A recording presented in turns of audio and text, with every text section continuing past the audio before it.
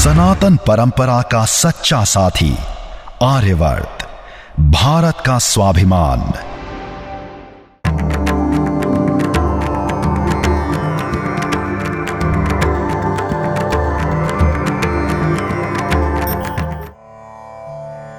अथ कार्तिक महात्म कथा, 5वां अध्याय। पृथु बोले, हे मुनि, तुमने कार्तिक का महाफल वर्णन किया है। अब महीनों के स्नान की विधि और नियम कहिए। नारद जी बोले, हे राजन, तुम विष्णु के अंश से उत्पन्न हुए हो। तुमसे कोई बात छिपी नहीं है। तथापि मैं नियमों का वर्णन करता हूं।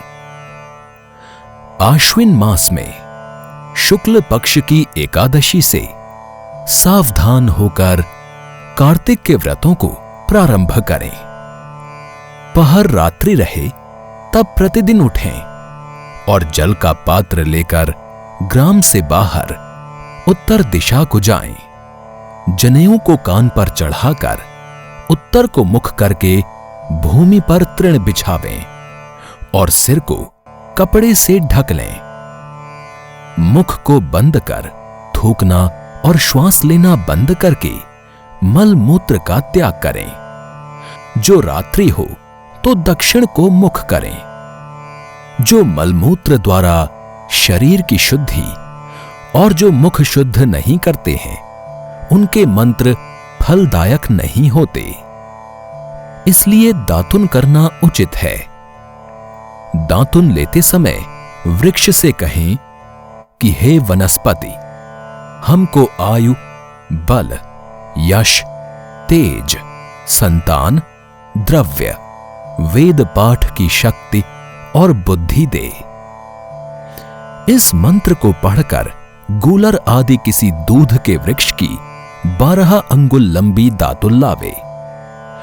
व्रत के दिन ऐसा ना करें।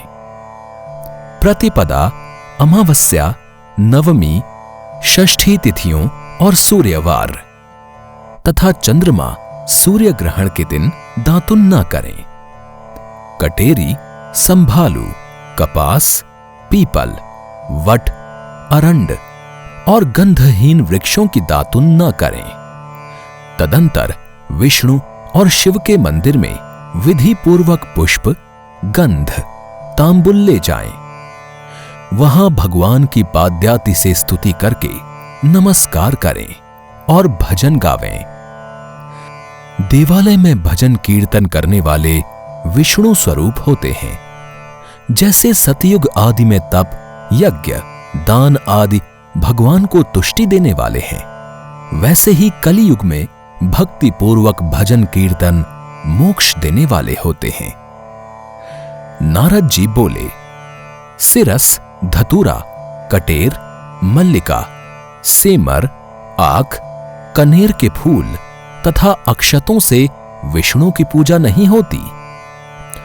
जयकुंद, सिरस, चमेली, मालती, केतकी आदि फूलों से सूर्य की पूजा लक्ष्मी के चाहने वालों को करनी उचित नहीं है।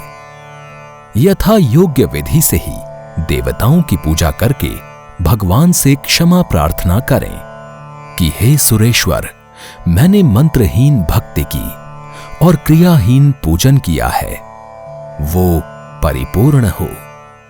फिर प्रदक्षिणा करके दंडवत करें। फिर क्षमा प्रार्थना करके गान करके समाप्त करें। जो कार्तिक की रात्रि में विधि पूर्वक विष्णु और शिव का पूजन करते हैं, वे अपने पूर्वजों सहित निष्पाप बैकुंठ को चले जाते हैं। 5वें दिन की कथा संपूर्ण हुई।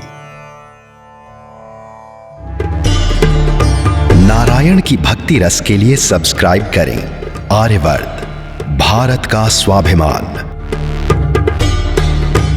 हमारा सेवा भाव और संकल्प शक्ति है आर्यवर्त।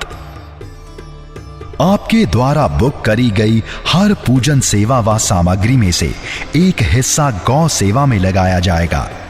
जिससे न केवल आपको सुख शांति मिलेगी, अपितु गौदान सदृश पुण्य की भी प्राप्ति होगी। दान असंख्य पापों को नष्ट कर देता है। दान ही धर्म का पूर्णत्व और उसका आभूषण है।